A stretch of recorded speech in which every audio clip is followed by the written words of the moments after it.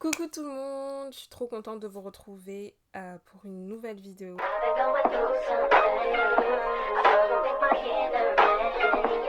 J'espère que vous allez bien. N'oubliez pas de vous abonner aussi à mes autres réseaux sociaux, sur Instagram, Cyrinixo, et sur TikTok, Cyrine 4 U et 1 H. Voilà. Voilà, donc commençons la vidéo, c'est parti. En gros, je suis sur le spectrum introverti, extraverti. Je suis sur le spectrum des gens qui ont ADHD, des gens qui... comment on les appelle déjà? Les neurodivergent.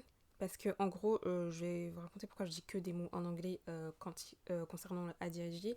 C'est parce que je regarde que des vidéos en anglais concernant ces sujets-là. Je regarde pas de vidéos en français. D'ailleurs, je tombe jamais sur des vidéos en français dessus. Donc, je connais que les mots en anglais. Et je suis aussi sur le spectrum de l'hypersensibilité. Voilà. En fait, il y a tellement de personnalités différentes dans un spectrum. On n'est jamais les mêmes. Donc, je vais juste vous dire, si vous vous reconnaissez d'ailleurs dans une des personnalités que je vous donne, que je vous explique, si vous vous reconnaissez dans ce que je dis, vous pouvez commenter en commentaire, me dire si vous êtes soit neurodivergent, soit... Ah purée, désolée, neurodivergent, soit... soit hypersensible, ou soit introverti ou extraverti, d'ailleurs c'est l'inverse, parce que je sais qu'il y a des gens qui regardent ce genre de vidéos juste pour savoir, en fait, ils sont pas concernés mais ils aiment bien regarder, s'instruire. Donc peu importe ce que vous êtes, dites-moi ce que vous êtes. Les introvertis ont besoin de solitude et de calme pour réfléchir et se ressourcer. Ils ne sont pas toujours bien vus dans la société, car jugés trop sérieux, trop réservés et très solitaires. Hein, ils sont pas toujours bien vus, ils sont pas bien vus du tout, période, hein. On va pas se mentir ici. Il y a des gens qui, dans leur entourage, ils acceptent facilement que la personne avec qui ils vivent, avec qui son quotidien, soit introverti. Et puis la plupart du temps, pas du tout. Les gens détestent. Les gens pensent... Déjà, je pense que les gens ils pensent que c'est une preuve de faiblesse, des choses comme ça et tout. Et puis, il y a des gens qui sont bullies pour ça.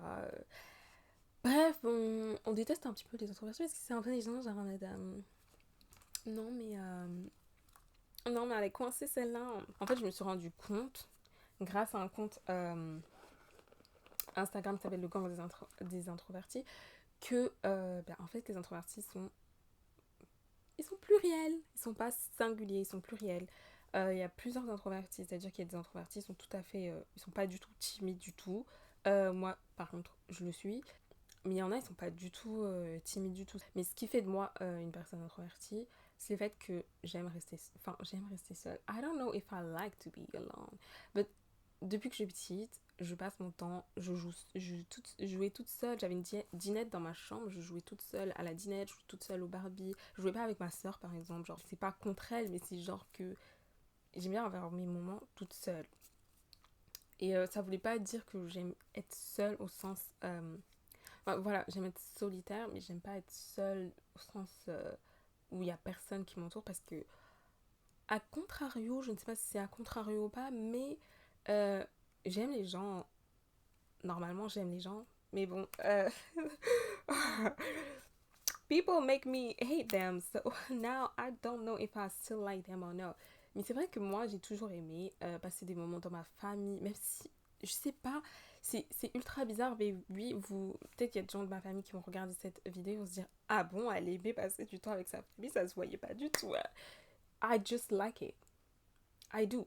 Et le truc aussi qui fait de moi une personne introvertie, c'est que j'aime écouter les gens plus que parler. Mais vraiment plus que parler, genre j'aime écouter les gens à 99% et j'aime parler à 1% avec les gens. Voilà. Mais j'aime pas me sentir forcée en fait à prendre la parole ou qu'on me force à... Vous voyez ce truc forcé où tu dois forcément avoir une conversation avec les gens. It's so annoying. Moi, c'est mes oreilles avant ma bouche. Et il y en a, c'est votre bouche avant vos oreilles. Donc voilà. Mais je pense qu'il y a des gens qui prendraient mal le fait que je parle pas souvent de moi. Déjà, j'aime pas trop ça parce que there's some snake out here and I don't like it. Les interactions sociales, ça me fatigue énormément. le compte Instagram Gang d'Introverti qui m'a fait réaliser ça parce que elle disait oui, on est fatigué. Et moi je me disais mais c'est bizarre, j'ai l'impression que j'ai pas ce trait de caractère, peut-être que je suis pas introvertie finalement. Et en fait, si j'ai remarqué que si ça m'a toujours fatiguée, c'est juste que, vous savez, genre, on m'a beaucoup reproché le fait d'être cette personne-là. Enfin, il n'y avait pas de mot introverti avant. Donc moi, je supprimais, tu vois, cette partie de moi. J'ai essayé au plus profond de moi de supprimer, ça n'a jamais marché. Mais j'ai essayé de supprimer au max. Donc tout ce que je faisais, ça n'existait pas. Enfin, ça pouvait pas exister. Je sais pas si vous comprenez ce que je veux dire. Mais en gros, je me suis laissée exister au moment où j'ai découvert ce terme introverti et j'ai découvert plein de choses, dont le fait que les interactions sociales, ça me fatigue énormément. Et que quand il y a trop d'interactions, surtout si je suis fatiguée psychologiquement, euh, c'est 100 fois pire. J'ai acheté le livre de Gang d'introvertis. Alors c'est le guide du gang des introvertis. En fait, c'est la meuf qui tient le compte de Gang des introvertis qui l'a sorti. Et j'ai vu qu'elle avait sorti, je suis partie à la fac direct. Il est super bien, je sais plus combien il m'a coûté, 14,95 €. Pour l'instant, super bien. Ça me confirme tout ce que je suis. Je sais pas si vous allez voir, mais la personne qui a fait le livre, elle dit qu'il se trouvait ici parce que elle, c'est pas du tout une personne timide. Moi, je pense que je suis bien là-bas, bien là-bas. Voilà ce qui fait de moi une personne introvertie. Je vous conseille ce guide, il est très bien. J'ai lui aussi. C'est La force des introvertis, mais je me demande pourquoi je l'ai acheté vu que c'est un livre comme ça. Et moi, un livre comme ça, c'est pas possible. Et ça fait partie. Vous savez pourquoi c'est pas possible? Parce que j'ai ADHD, les gars. Voilà, transition. Belle transition. Le trouble déficitaire de l'attention avec hyperactivité TDAH est une condition qui affecte le comportement des gens. Les personnes atteintes de TDAH peuvent sembler agitées, avoir de la difficulté à se concentrer et agir de manière impulsive. Comment j'ai découvert que j'étais neurodivergente? D'abord, grâce à TikTok. Merci TikTok, merci à toutes les vidéos sur TikTok. Je n'en avais aucune idée. J'ai regardé, comment ça s'appelle la série là, sur Netflix là, avec le mec qui a de l'autisme. Si je me rappelle pas, donc je vous mettrai à l'écran. Cette série, je l'ai regardée et franchement, quand je la regardais, je me disais, that's kind of look like me. Je me suis aussi dit, tu n'es pas autiste, tu n'es pas autiste. Ce que je savais pas, c'est que sur ce spectrum de neurodivergents, il y a des gens qui ne sont pas autistes, mais qui ont ce qu'on appelle THA, je pense, en français, un truc comme ça, et ADHD en anglais. Damn, so I was right all this time. Yes. Bref, déjà c'est pas THA, c'est TDAH. Vous voyez, je connais même pas le terme en français. Je vous l'ai dit, je regarde que des vidéos en anglais.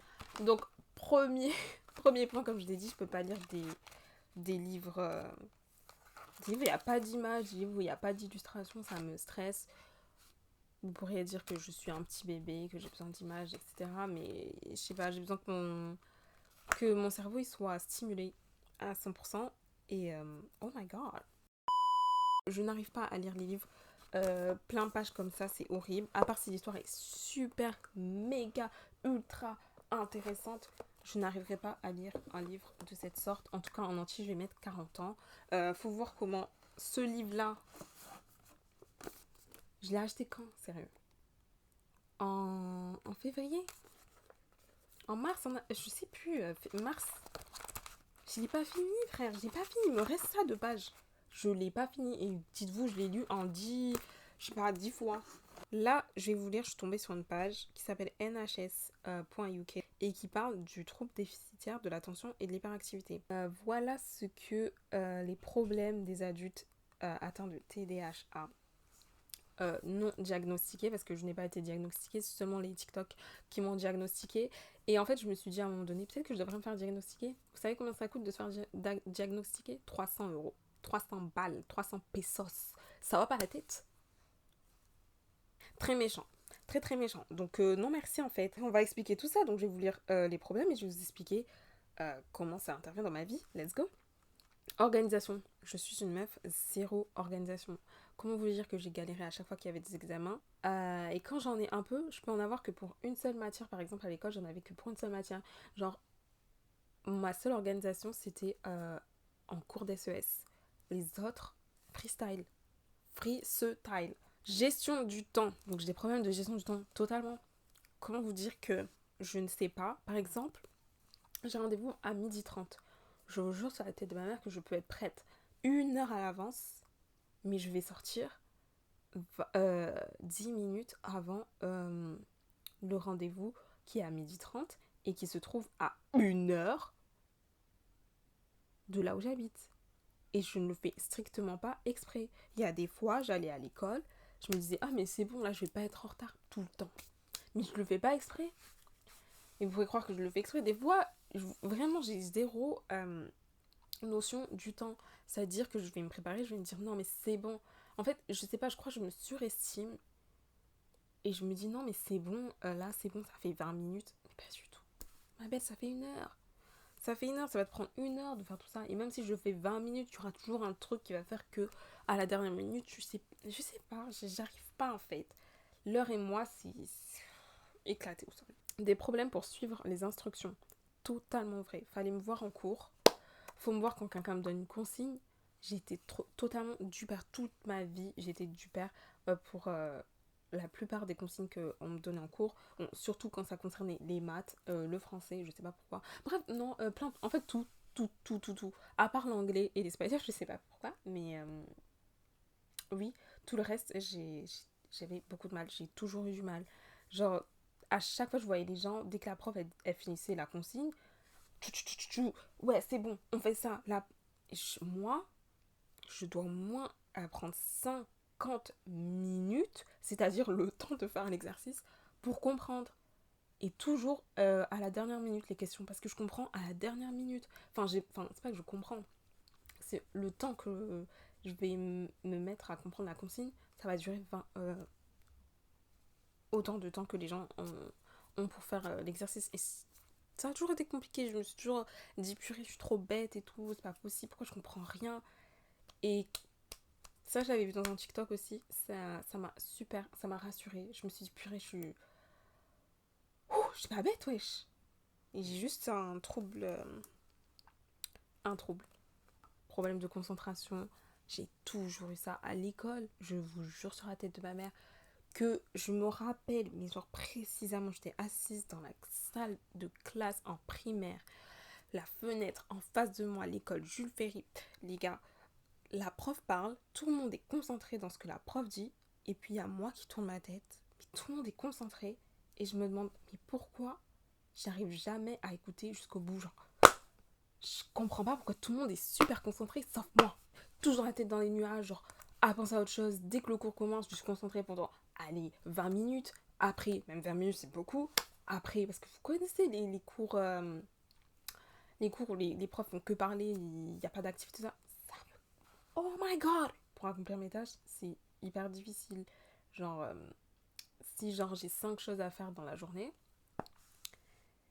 bah dis-toi que je vais en faire qu'une dans la journée. Ouais. Parce que c'est trop dur. Genre, j'arrive pas. En fait, je prends énormément de temps à faire une seule tâche, à me concentrer pour la faire, à commencer à la faire. Au final, je fais pas 5 tâches, j'en fais, comment dire, j'en fais une. J'ai appris il y a pas longtemps, c'est qu'en gros, on a souvent des projets, on a souvent des projets, très très souvent des projets qu'on ne termine pas jusqu'au bout. Parce que en fait, il y a un truc qui fait que dans notre cerveau, on soit super enthousiaste, on se dit direct qu'on va y arriver, on va réussir. Et je vous jure que c'est vrai, que je me dis toujours ça. À chaque fois que j'ai un truc dans ma tête, que j'ai un projet, je me dis c'est sûr ça va marcher, c'est sûr ça va marcher. Et dès que je le commence, bim, bam, boum. Ça, il y a un truc qui fait que, enfin, si je vois que ça... It's so weird. Et genre la fille disait, c'était un TikTok, elle dit que c'est normal, tu as ADHD. Tu n'arrives pas à finir ce que tu commences, c'est normal, tu as ADHD. Parce que l'enthousiasme, il retombe aussi vite qu'il est arrivé. Et prise de risque, oui, c'est très problématique. Je prends quasiment jamais de prise de risque. Et là, d'ailleurs, pas un dilemme, mais je dois faire un choix. Et c'est risqué, mais bon, c'est la vie. J'ai beaucoup de mal. Des fois, je vois des choses et je me dis c'est moi. Après, je me dis non, t'exagères. Et comme ils disent, avoir être neurodivergent, c'est des actions qui sont répétées en fait. C'est pas des choses que tu vis une seule fois. Et moi, en fait, je me suis rendu compte que c'est pas des actions qui m'arrivent une seule fois. C'est des actions qui m'arrivent souvent, souvent, quotidiennement. J'ai beaucoup donné d'exemples du passé, mais c'est des choses qui m'arrivent encore en fait. Et il y a beaucoup de critères aussi qui font que j'ai un TDAH comme l'oubli. J'oublie beaucoup de trucs, mais je l'ai pas cité parce qu'il y en a vraiment beaucoup, beaucoup. Et sur le coup, je m'en suis pas souvenue.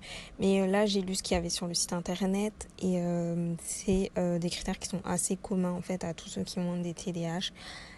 Donc voilà.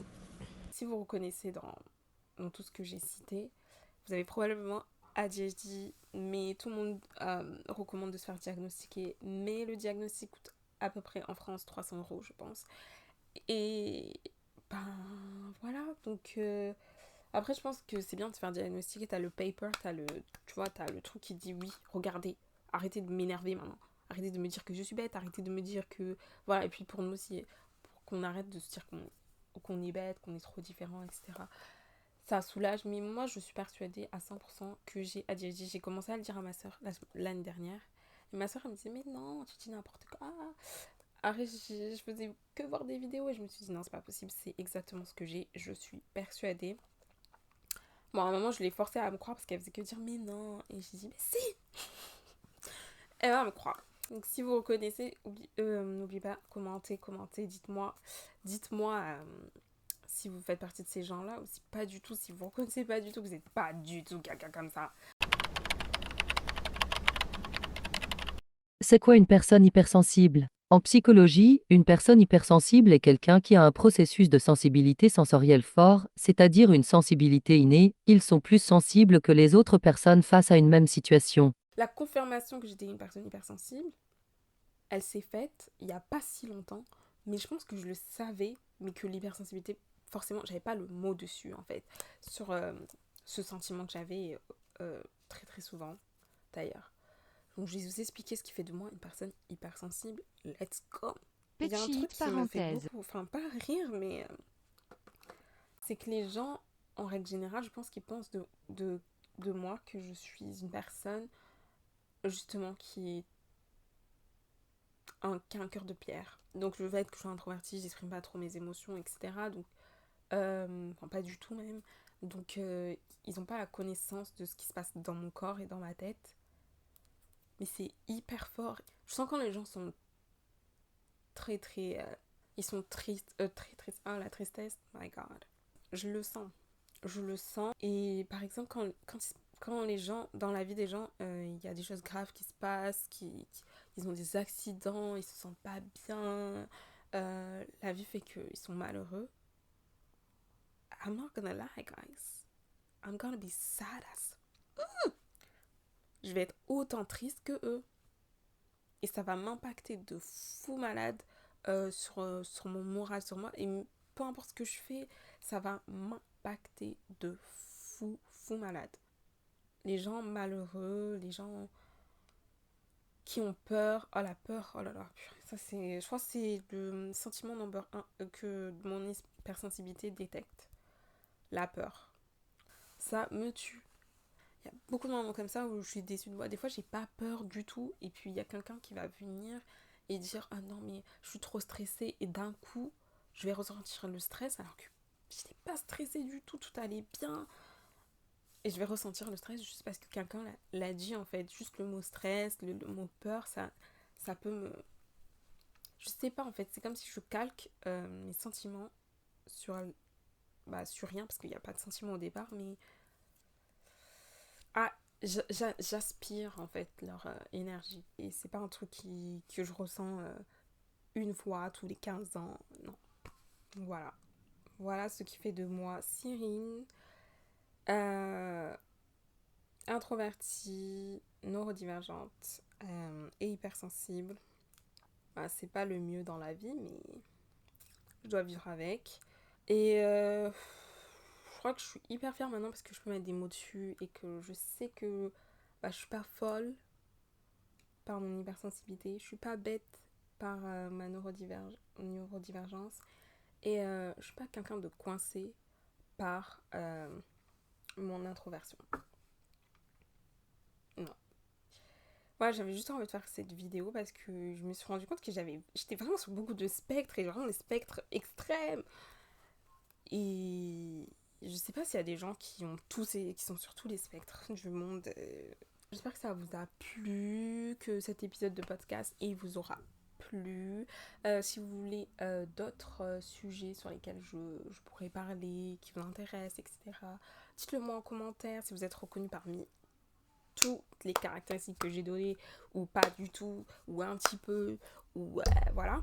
Dites-le moi en commentaire. N'oubliez pas de vous abonner à mon réseau social Instagram, CyrineXO, à mon TikTok Cyrine avec 4 U et un H. Et à très bientôt. Bisous, bisous.